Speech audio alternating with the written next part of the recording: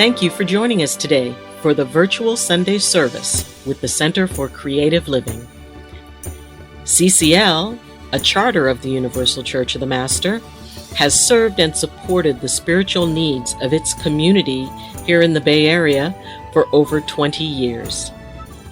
We're going to have to be getting more people coming to church because what's happened is we're getting into fall. And so a lot of people they're going to school, they're doing things Saturday where they're not feeling as comfortable getting up to come to church, even though church starts at 11 o'clock. So we want to thank you, those of you who made it this morning. Good morning. We're so glad to have you here. And if you, Kathy, I think we're going to have to let the door slam, but thank you so much for being the door monitor. We really did appreciate it. Thank you. That was great.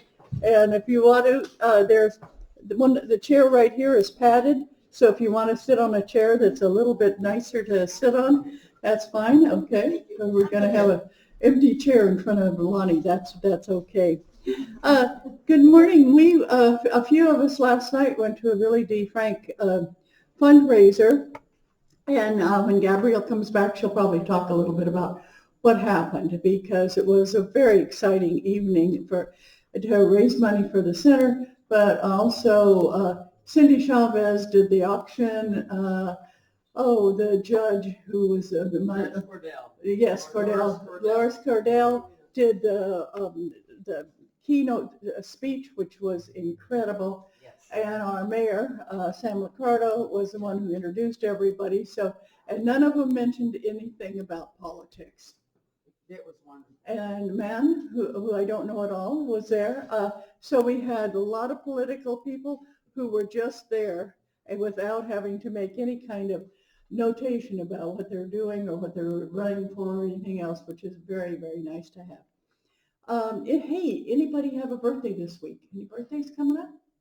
My gosh, I think you all must be born in June, July, and August. I don't know what happened in September and October. But when I talked about Gabrielle, I was going to talk a little bit about last night because it was so incredible. She just peeked around. Come on in, Gabrielle. Come on in. The star of the show.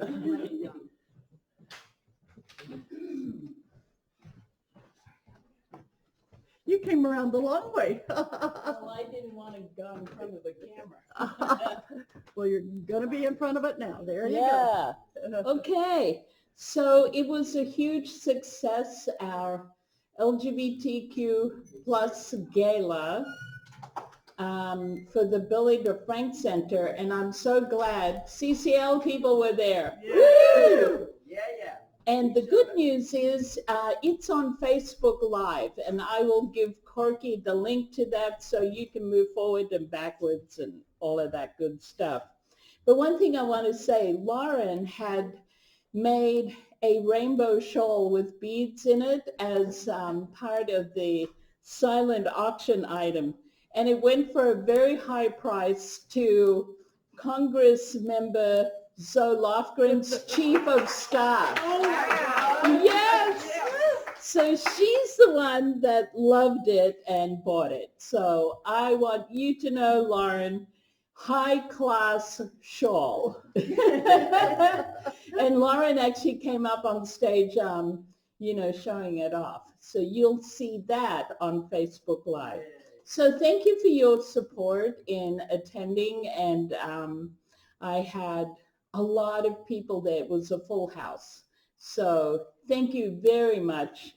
Love you. It's our honor. Thank you. It's our honor, Gabrielle. It was great. And when she said, when I said, well, how come Zoe Lofgren wasn't there? And Gabrielle said it was her wedding anniversary and she'd agreed to be there. And then dawned on her husband was doing something for her for her wedding anniversary. No. Yes, Christine. I got the trip to San Francisco. Oh, good. Oh, wonderful. Wow. Yay. Well, great. Some of you, I think it's 4 people, so 3 people can come with me. And the trip she's talking about is for Gay Pride. It's a 2-night stay, 3-night stay, and it's on the parade road where you can sit out on your balcony and watch the parade. So it's an exciting thing to have. Thank you. I'm glad that went for somebody we knew, because it sounded like an exciting thing to get. Thank you, Christine. The other thing that's going on is I want to talk a little bit about the election that's coming up, because one of the things that our wonderful keynote speaker was talking about is do something. And we don't care what political party you are, we don't care what you're doing, but please get actively involved in voting, because that's what democracy is all about. And as you know here, we feel that each one of you is a child of God. It doesn't make any difference your definition of God. It doesn't make any difference of your definition of other people.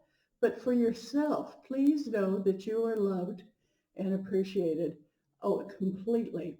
And we want you to take that love and that energy and put it into the democratic system we have in the United States of electing people. So just don't say, well, they know what I want. I heard somebody say that. Well, everybody knows what I want. Well, did you go vote? Well, no. Well, come on, folks, let's get out there. They make it easier and easier every year now that you can do it by mail. It's just so, if any of you decide I can't go and take my ballot, I haven't gotten one in the mail, call us and we'll come pick you up and take you. Let's all say, we don't know what we're doing in life right now, but we do know we want to save our democratic process, and we'll help get people to the election. Okay, that's just my little thing. We gotta do it. Okay. Yeah, so things in life are kind of difficult for a lot of people, but mainly it's because, as I'm doing, and Dr. Eileen was talking about, reaching out to other people. Just talk to people and say, hi, my name is, and you know, have you ever tried talking to strangers? It works. You know, it's amazing. We were leaving last night, the event, and I was having trouble getting down from the curb, and I was kind of struggling to get into the car, and this absolute stranger said, lean on me. Oh. And he was a young, good-looking man, and then we got to talking, and he was there from Palm Springs, and he works up here, but he lives in Palm Springs, and he does it all by, online or whatever that's called anyway. And we just stood and talked, and I told him how much I appreciated him just coming up and seeing this old lady, and he said, I've always helped my mom. Oh. And it was so sweet, and I think people are afraid to do that. They're afraid to reach out an arm and say, lean on me. So you might think about that. If you see somebody having a difficult time, just say, and you just do that, lean on me. And I thought, what a nice thing to hear from a perfect stranger. So I'll give you a few tips on how to help other people without them feeling you're being invasive, or they're feeling that you're out for money or sex or whatever. Just be there and be strong. I think that's one of the most important things. Okay. Yes. May I make an announcement? You can make an announcement all day if you want. Come on up. So, I want you all to know that we are having the HIV Rejuvenation Retreat this Friday. Somehow the flyer has got lost in the milieu. So we will get it to you hopefully by Monday. I will get it to wonderful Corky so that she can post it on the wonderful CCL website. But we are meeting again via Zoom, but we're having an amazing art activity around honoring our ancestors. I think it's going to be incredible. So I encourage you to come. It'll be 9:30 to 12, and just come and be fed. Come and be fed. All of you are welcome. It'll be via Zoom, and it's free, and I just invite you, each and every one of you, to come and just participate in honoring our ancestors, honoring each other, and just honoring the fact that we're here as a support for each other. And honoring our wonderful Reverend Dr. Jen Childs. Yeah. Yay. Talk about the The light of lights? Oh, Yes. yeah, come on up. I'm so sorry. Why? The light of lights, my friends, in person. Yay, yay. December 14th. Put that on your calendar. Our wonderful Reverend Dr. Eileen will be singing, and Is Ronnie going to be singing? Ronnie is going to be singing. And how about Songbird? Songbird will be singing, which is our wonderful Brianna Ferreira. Yes. Good. And a couple of other wonderful folks. So please join us for Light of Lights. It's our annual candle lighting ceremony. This is our 40th year. Wow. Where's it at? It's going to be at Center for Spiritual Living on Clark Street, which has a big sanctuary, and we can light candles there. It was one of the reasons we've chosen that, and they actually are giving us a huge discount to be there, and we can light candles in the building for our candle lighting ceremony. That's So great. Great. I'm just so excited, and put that on your calendar, 6:30 to 8:30. Join us. We have a couple of amazing keynote speakers that are going to talk about their healing journey after the VTA. And get there early because parking is a little bit crowded. Can be a little Yeah. difficult. Yeah. But, get there early, get there at 6, and we'll just commiserate and commune together, and everybody is welcome. This is our ceremony for the community. So all are welcome. Put it on your calendars. And also, I'd like to add, if you have anybody who's passed in this past year, you really need to go to this ceremony because it's a time where you can put their name into the universe and light a candle for them. And you hear all these other people talking about folks who passed, and you realize you're not alone. Sometimes when you've lost somebody, you feel terribly alone. And I think the candlelight service is one of the best things. I even put in people who passed away 20 years ago because they're still right here. And I still grieve every once in a while. And to have a place to light a candle and say Byron Floyd or to say my mother or father or whatever, it makes you feel connected. And I think it's one of the best things I do every year is the candlelight service. Absolutely. And, it's healing for you, but it's also your presence is healing for others. So it's amazing. So I'm looking at my little friend over there. I'm going to rope him into the Light of Lights choir if I can. Look out, Tim. Joan, did you have your hand up? Yeah, I'd like to do an announcement. Yes, please. You're in a kind of the way the light is, I just barely saw a smudge over there. I'm glad. Gotcha. So I'm a smudge. Yeah, we're a smudge right there. See how it's hard to see Tim because he's in that same light. Oh, yeah, I did see that. Well, I have talked about having some kind of a class on improving, I'll call it that way, improving your speaking ability so that you can present your message to us here. Sometimes Dottie asks people to speak here and give us their heartfelt message and what they have learned and what they have to share. And people are afraid or nervous about speaking in front of a group. And so what I wanted to do is offer an opportunity to improve your speaking skills in front of a group.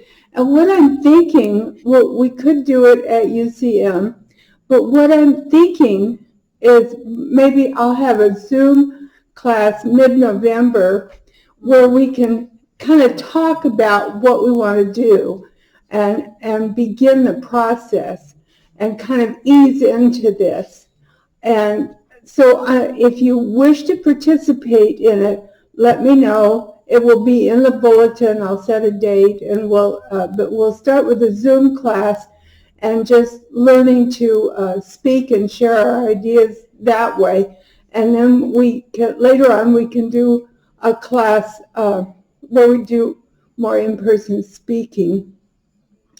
As a minister, as a healer, as a reverend, as a person who does readings and has spirit guides, you have a message to share I have a message to share, and sharing it effectively is something that will help you and the universe, help all of us move forward as we fight for our democracy. Because one of the things that's happening is people don't know how to speak about their truth. So this is a way that we can learn to speak about our truth and save our democracy and spread our valuable message. So I'm hoping that you'll join me. I will set a date for mid-November. Thank you. Well, anybody else like to make an announcement? I love this. Thank you, people, for sharing. That is wonderful. Now we're going to, you never know who I'm going to ask, but since Dr. Eileen came in the door, and she told us how good she is at speaking just about anything, would you lead us in a meditation? Sure. Like I say, I'll have one by the time I get up there. Thank you so much. Oh, I love no your problem. colors this morning. Yes, I was. You look like Mardi Gras on the march. It's wonderful. Mardi Gras is in my heart. Yes. Actually, thank you for giving me the meditation. So everyone take a nice deep breath in. And as you exhale, just let anything weighing on your body, your mind, or your spirit to just kind of fall away a little bit. You don't have to hold on to it in this moment, because you have someplace to be. You have someplace to go. And as you become present with yourself in this moment, feel your weight upon the chair and feel how it is supporting you. Feel your feet on the ground and feel how it is supporting you. Now take another deep breath and let it out. And as you let it out, your mind thinks of a place.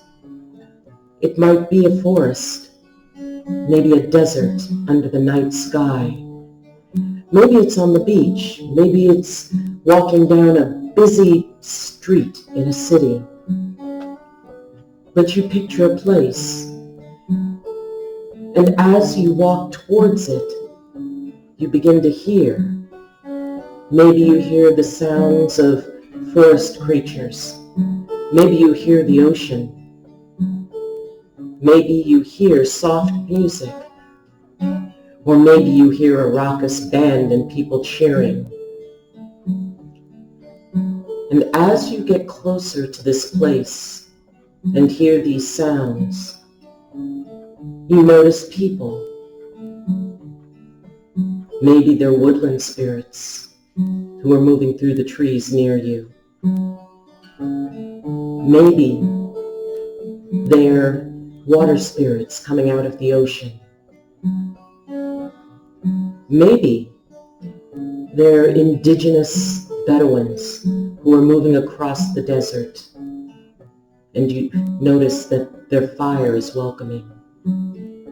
Or maybe it is a crowd of people who look to you and smile. They beckon you closer. And as you enter this crowd, you notice all the different faces. You notice all of the different ways that people are dressed. You notice that they all smile at you.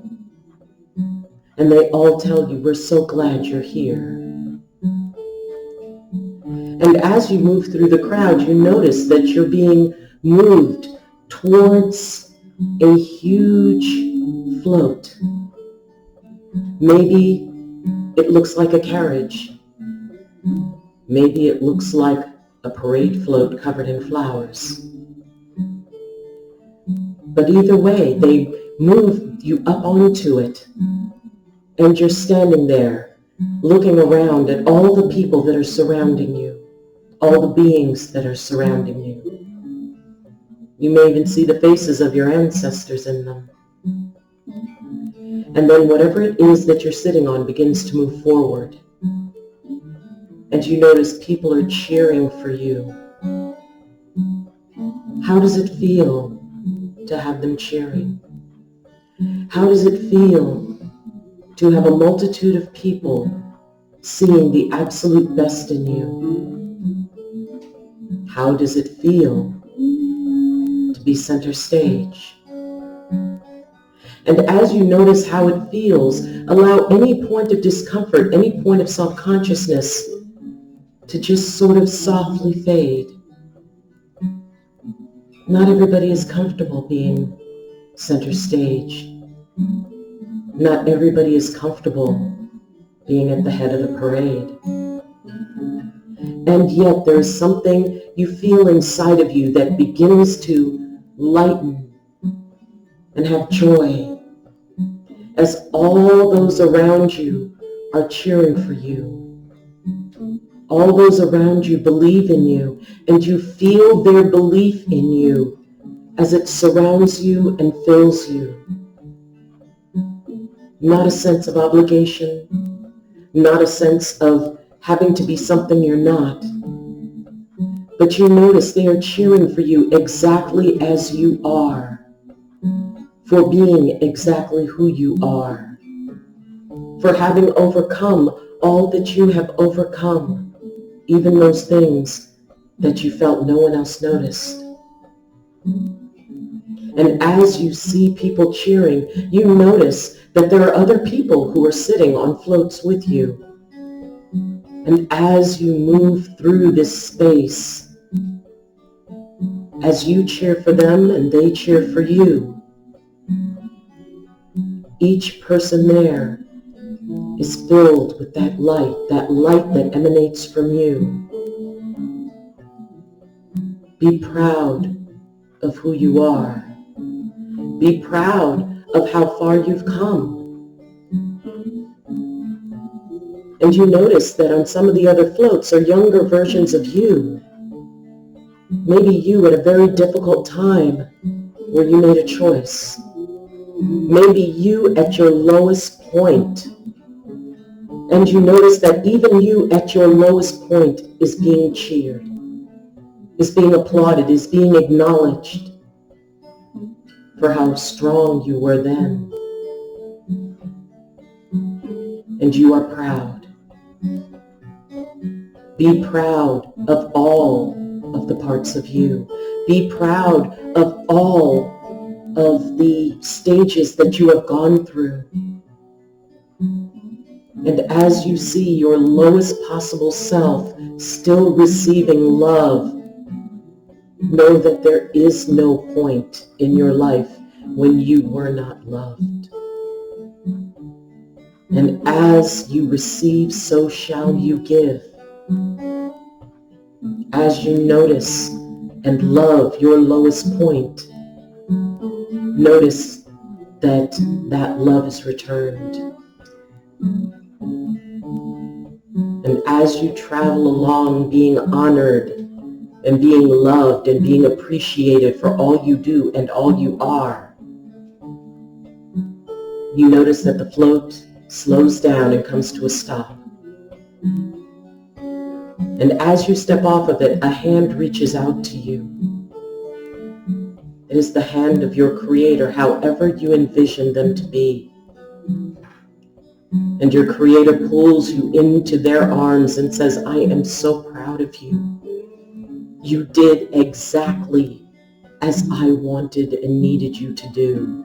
And I'm so sorry that there were points that were painful.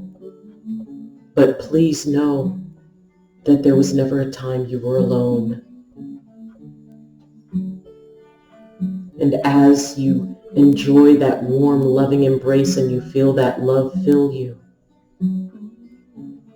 as you slowly come back into this time, this space, this moment, feel those arms around you. Feel that love. Remember the cheers. Remember the admiration. Remember the appreciation. And at any point that you feel you are at your lowest, remember that they are also a part of the parade, that they are also appreciated. Take a deep breath in and let it go. I'm proud of you. Oh, I stand on the edge of my cliff of dreams, and the angels are flying into my heart, and I am held in the loving arms, and I know it is safe to take that first step. I am surrounded by the light.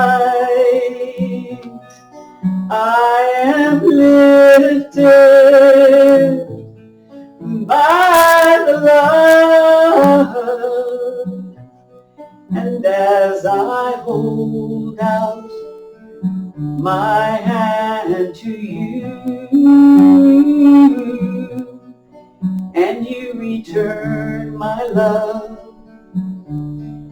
in the eyes we knew we are one, and I am not alone, and all that is before me is opening the door.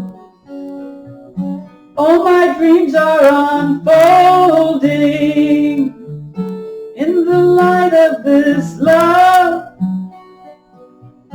and we are all holding this precious gift inside that grows like a seed, and it grows like a spark,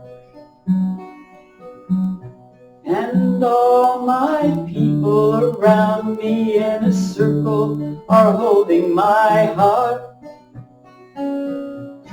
We are not alone, we are all one,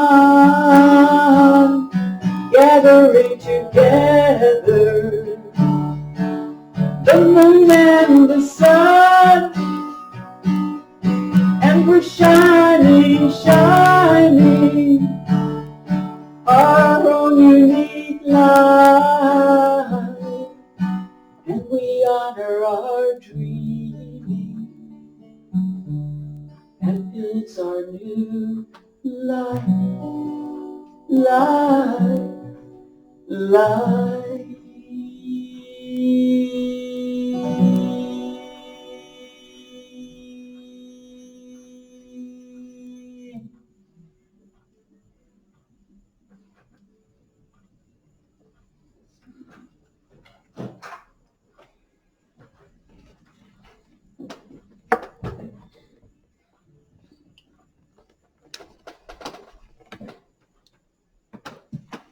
You know, I think we've been truly blessed, don't you, by these two women?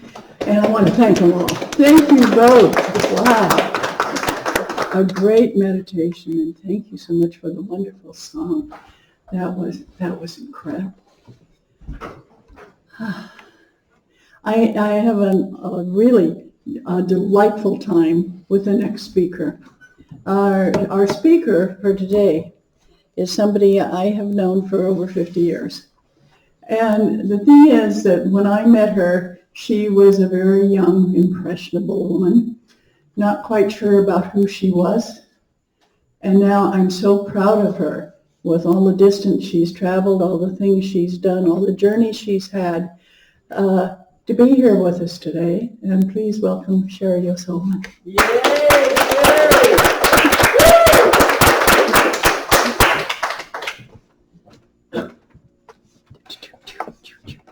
Good morning. Good morning. I'm so happy you all are here. Swimming dreams. Has anybody had swimming dreams? Mhm. How about drowning dreams? No. They're really nice, aren't they? Gives you such a feeling of freedom. And I'm going to come back to that. I want to talk about meditation and how it can really transform your life. For me, as most of you know, I was laid up for a while, I guess you could say. And meditation, and I call it daydreaming because I was just staring out my window. But I want to talk about, to be able to know about the transformation, I have to go back in time to some of the bad stuff. So I hope you guys will all bear with me when I talk about that. I've always suffered from depression my entire life. And it comes from the fact that between the ages of 3 and 5, I was sexually tortured by the boy next door. And when I finally got to the point when I was about 5 and I could tell my parents what was going on, they took a step back from me. And I didn't grow up with I love yous or hugs or pats on the back. I always felt more like I was a servant in the family. I was the only girl and I was the youngest. I call it torture because abuse is just not a strong enough word for what happened. So, and besides, when it's a child, it's always torture. It's never abuse, it's torture. And the first time I remember thinking about suicide, I was 9 years old. And I just knew I wanted to leave the planet. I was not a happy person. And because I suffered an abandonment issue with my parents, I realized during this time period that I hadn't really chosen my husband. I think all of you know I've been married and divorced 4 times. Long-term relationships, but still. Because I'd been abandoned, I was so grateful for any attention. So I didn't really look at red flags or anything like that. And with my first husband, after we separated, I moved to a little town called Westwood in the Sierra Mountains. And I was living up there, and I would call my children every weekend to talk. And one weekend, he wouldn't let me talk to them. And he said that he was going to declare me an unfit mother, take me to court, and I'd never see my children again. I became extremely suicidal. And I took sleeping pills and drank a lot of alcohol. And I wanted to spell a Hollywood myth. You don't do that and then cross your arms and lay down on the bed and look gorgeous. It doesn't happen that way.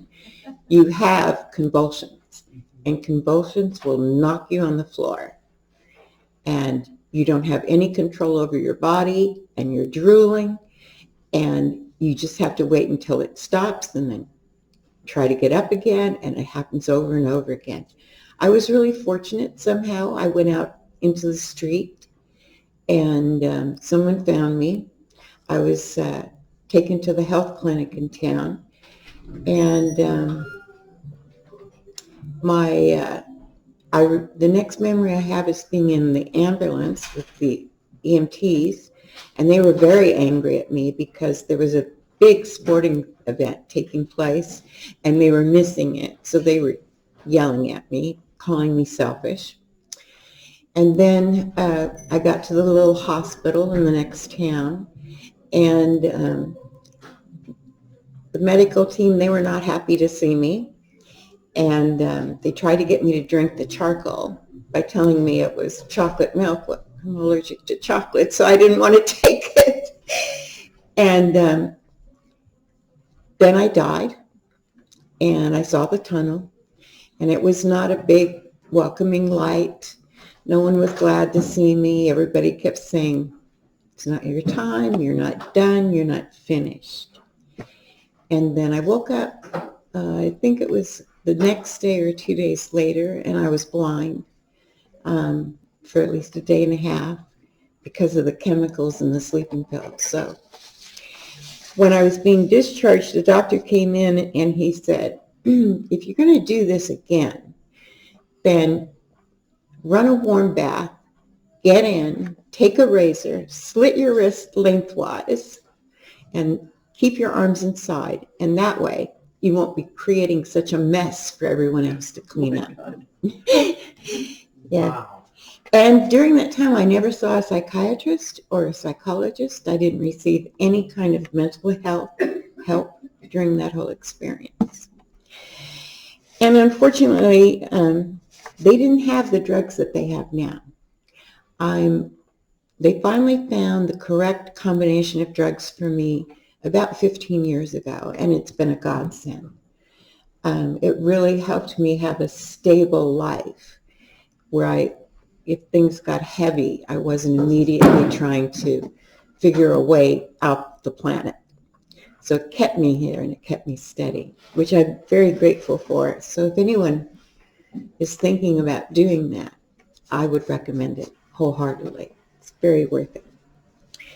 So in 2018, my pain specialist decided that she was going to stop treatment because the DEA was becoming very serious about doctors who were prescribing too much medication. And at the time, I was on 60 milligrams of morphine 3 times a day and 4 grams of Dilaudid, and I could have that up to 6 times a day. So I was very heavily medicated. They would cut it in half each month, but it took a year to get me down. And then they sent me home with 30 Percocets. And within 2 days, I started going through massive withdrawal. And it was really awful. It took me 9 weeks before I stopped shaking, where I could finally hold a spoon or hold a cup again. And because of that, I realized that the pain I'd been experiencing in my hip wasn't bursitis. And it was so painful, I couldn't walk. And that's when I started having to use a wheelchair to get around. So I was in a wheelchair for about almost 3 years. But during that time, I got to spend a lot of time daydreaming out the window. And it gave me the opportunity to look at my life and just think about, not be judgmental or anything, but look at it from a different perspective and just think, why did I make that choice then? Why did I make that decision? And that's when I was able to really see that it all started back when I was a little girl and I felt that sense of abandonment.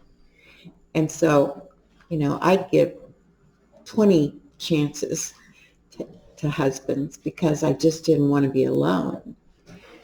And that was actually the best thing that could happen to me, was being alone.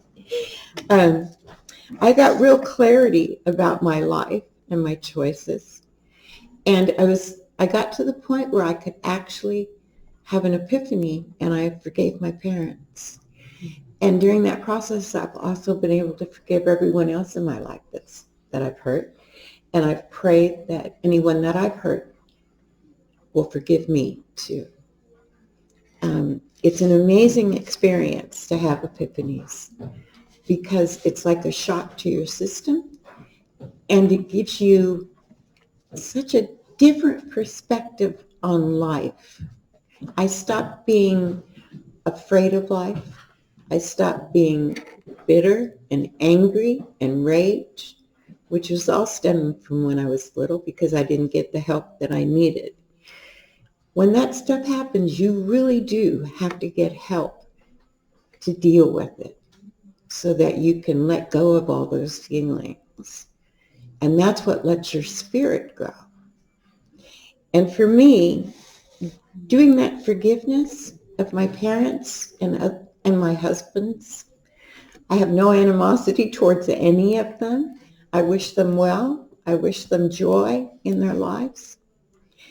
And when I was able to forgive, it opened up a space for me to have kindness. And I was kind, whereas before I might have been indifferent or just shrugged things off. And in that kindness, it helped my spirit grow so much that now I'm happy all the time. Probably annoyingly so. But I really do believe that when that space is open for kindness and forgiveness, it gives you that ability to be really, truly happy in life. And every day, I don't look at the struggles or the challenges that I have now with that same sort of feeling of, this is too overwhelming. I can't handle this. I can't get around this. It used to be where I would try to climb over the mountain. Now I realize I could just go around. I don't need to go over it. So I know I was going to talk about swimming dreams. And I've always had dreams of being able to fly. I never did fly like to Paris or Rome or any place exciting. It was usually just in the neighborhood I was in. I'd fly around, see the rooftops. But about 2 months ago, I had my first swimming dream. I was flying, and then I dove into the ocean, and I was swimming with all the sharks and the whales and the dolphins, and just having a wonderful time. And I didn't have anything on me. I was just there, like they were. And it gave me such a sense of freedom. And I realized I'm not holding on as tight as I used to. I'm able to let my feet go off the ground and not be afraid of that. And the funny thing about it is I can't swim. So being able to swim in my dreams is great. Doesn't mean I'm going to start swimming in real life. No. But I just wanted to share all that with you. And I know that most of you know that I have stage 4 kidney disease, and my kidneys are now at about 19%. And I don't have fear around that. It doesn't scare me. It doesn't worry me. I know that I'll go when the time is right, whenever that is. And in the meantime, I've been doing a lot of writing. As you know, I published my second novel a couple of weeks ago, and I'm working on my third novel. I have a blog, and I write essays, and I never had the chance to do that before, and I didn't have the confidence. So being happy is really amazing, and I hope all of you can enjoy that. Yes? To get to your blog, just put what do I put in? I should tell you afterwards because it's really a lot. Okay. It's irishwriterblog.com. That's my blog. And then my latest novel is 2 for 1, and it's the word 2 and then the number 4 and then 1. And that's an ebook. And both my novels are available on Amazon. And if you want any more information, just let me know. What's the other novel's name? The Paradise Inn. Right. And there's a lot of things from my real life in that book. So, but thank you all again, and I hope you all have a wonderful Sunday. Oh, Thank you.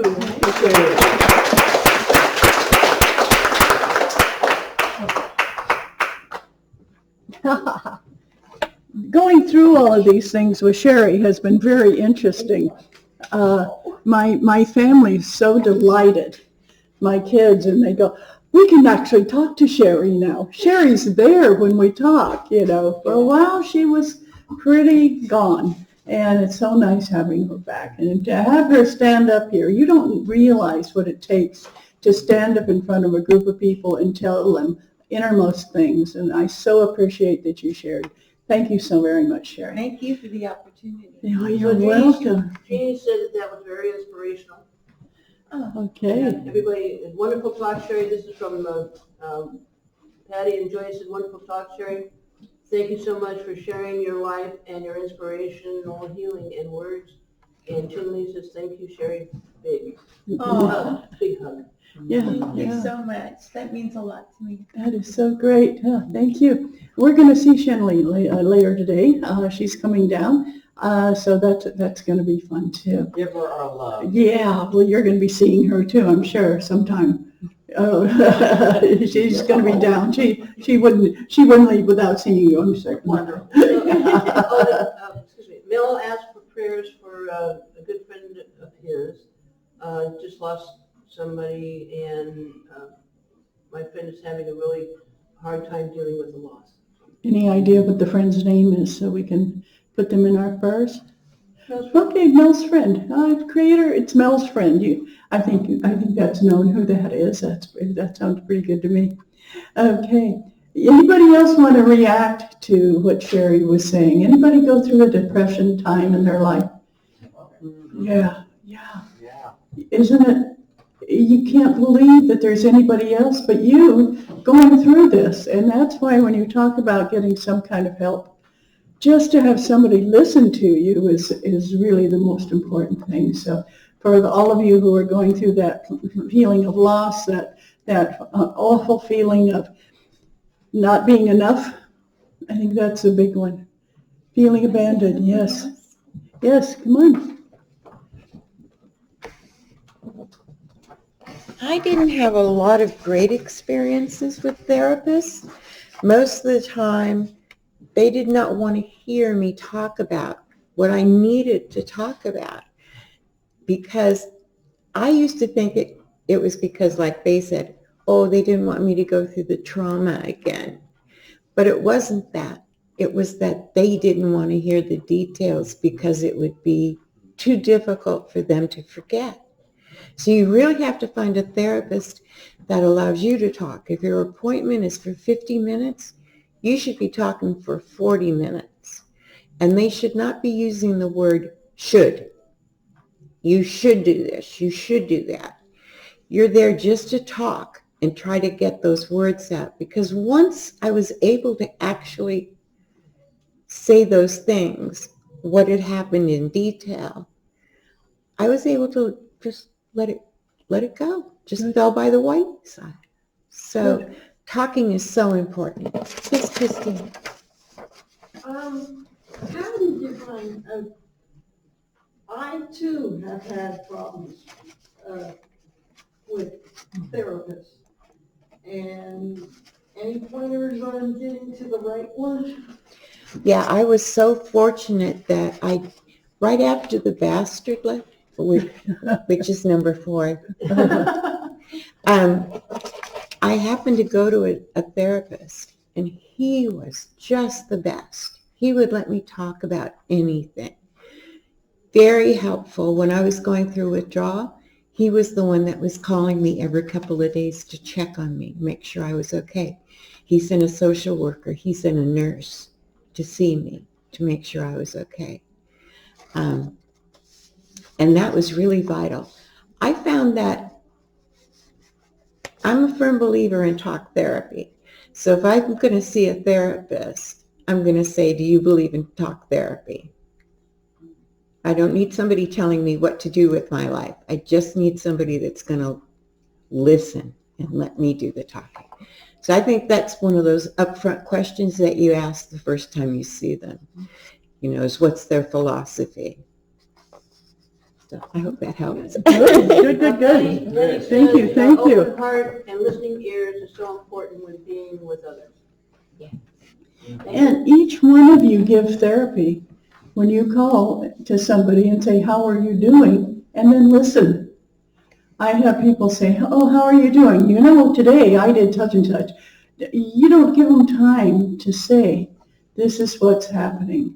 Each one of you is a therapist in just listening. That's vital for everybody. Yeah, Chris, you had something to say? I could feel you walking up. Come on, microphone's here. welcome back. Yeah. Yeah. So you went to see Annie? Yes. How's she doing? Great. When things are really emotional, my voice gets low, so thanks for the mic. Sheri, I love you. We all love you. And the piece that feels so strong to me is the incredible emotional courage that you have. And you may have had to build up, but that you've got, and you've got in spades, and it's not going to go away. And your templating that emotional courage, I think, is here for everyone. Because the truth is, I think everyone has vast reserves of emotional courage. And sometimes it's really scary to allow it to surface, especially because we don't know what's on the other side of that courage. But you've templated exquisite emotional courage. And what I would just say is, I learned that courage is not bravery. Courage is fear that said its prayers.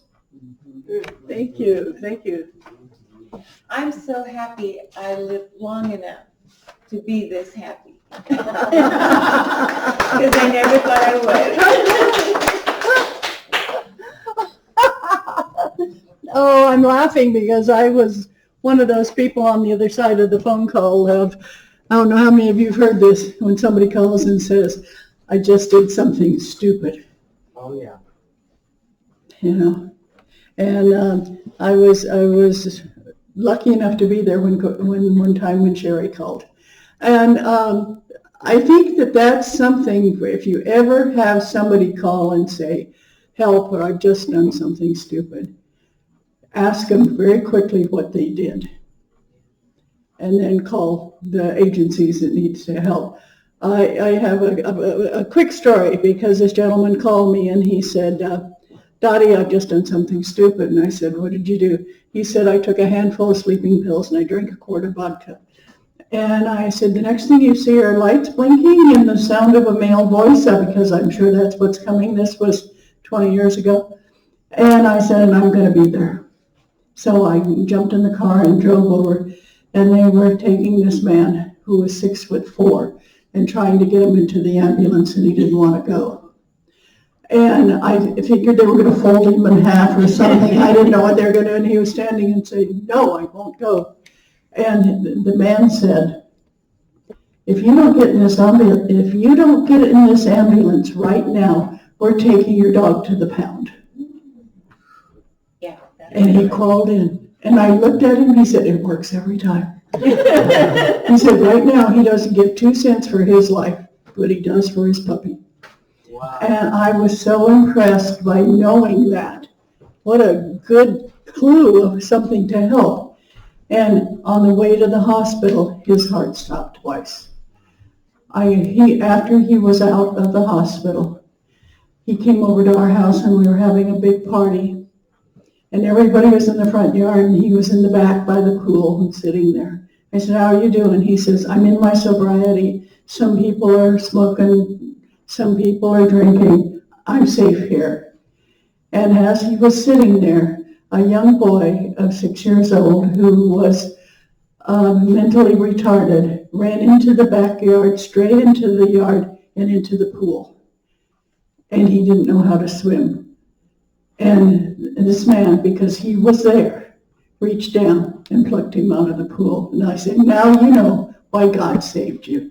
Yeah. And he was crying and he said, thank you so much. Now I know why I'm here. And that little boy grew up to be a man. But for those of you who know, this was Steve Sainabor, and he's no longer with us. He passed away 2 years ago. But it was one of those things of watching a life move forward and see how it got changed, because some wonderful person said, if you don't get in that ambulance, your dog's going to go to the pound, because he was that minutes away from losing his life. And we have to be there for people when they call. I've told people, and they say, but Donnie, I only get really depressed in the middle of the night. And I said, I'm one of those people. Call me, I'll listen to you, talk to you, and go back to sleep. really? How do you do that? It's easy. That's what you do. And anybody who's had a lot of kids or a lot of things in their life, they know how to, or has worked nights, they know how to go right back to sleep. Okay. But please be there for that call when it happens. It's not about you. It's what I'm here. What can I do? Thank you so much, Sheri, for bringing that up. Really do appreciate that. Okay. And now I think it's ready to pass the basket time. And I want to thank you very much. And please read on the back of your program with me, if I can. And you'll see, giving to the ministry, from which I receive my spiritual support and nurturing, is an affirmation in consciousness of the truth that spirit is the prospering power enriching every area of our lives. I want to thank you all very much for being here. This is wonderful. And Eileen, you're going to be passing the basket. This is wonderful. And I just wanted to add that idea that everybody has an answer inside of them. They don't need our answers. What they need are the questions to reach their own. So, and I love how you said, if you're in a 50-minute session, that person should be talking for at least 40 minutes. Right. And the idea that we can just be the ones to, one, trust. Let them know we trust them, that their answer is inside of them. They don't need ours. Ours works for us. But they do have that wisdom. They do have that ability to do that. And sometimes all it takes is just one person saying, you know what, you've got this. You can do this. You can figure this out, and I'll help you. Sometimes it just takes one person to let us know that we have our own answers that makes all the difference. Yeah. Thank you. Thank you so very much. It's been a wonderful day. I want to thank you all for being here. It's fantastic. And Can I give a quick update on Annie? what? Can I give a quick update on Annie? Well, I talked a little bit about Annie before you got here, but sure, yeah, that's fine.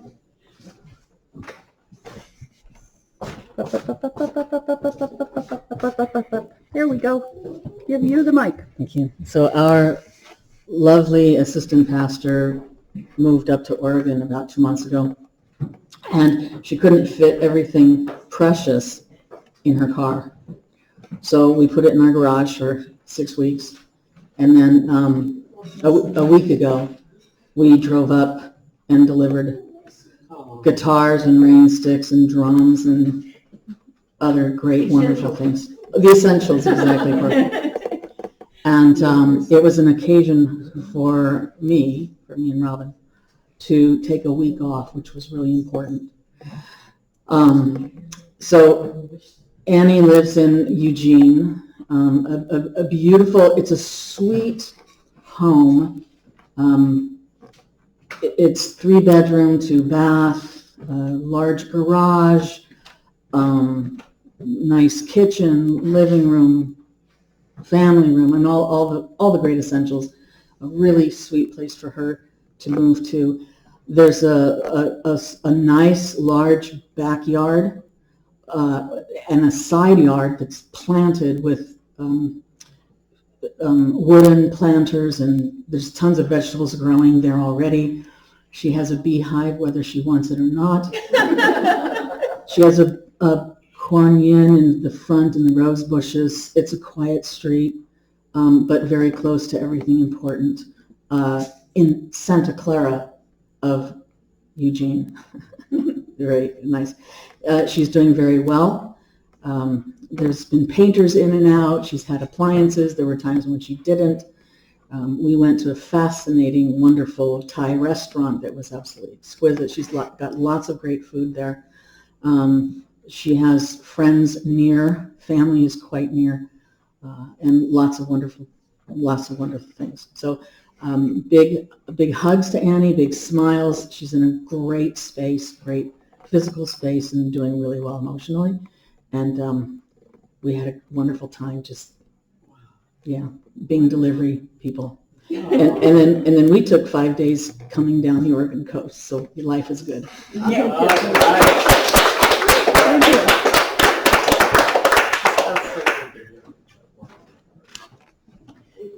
Thank you, Reverend Chris Brown. We really appreciate hearing from you. And now, if you'd just like to close your eyes for just a minute and I say, Creator, we want to thank you very much for this wonderful day. And know that the sun is shining, the birds are singing, people are laughing. Look at the good. Look at the bright. Look at all the things that we are doing.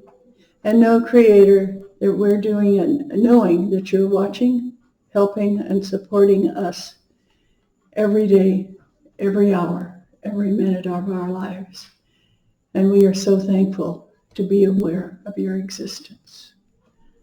We thank you in your energy and in your power. Blessed be. And so it is. Thank you all very much. It was so great seeing you. We will be. Thank you, Corky. Next week we are celebrating Halloween and Day of the Dead. And if you want to come in costume, we'd love to see you. Okay? And we'd love to see you if you're coming without costume. And for me, we just love to see you. Okay? Thank you very much. And bye now. Thank you. Bye-bye.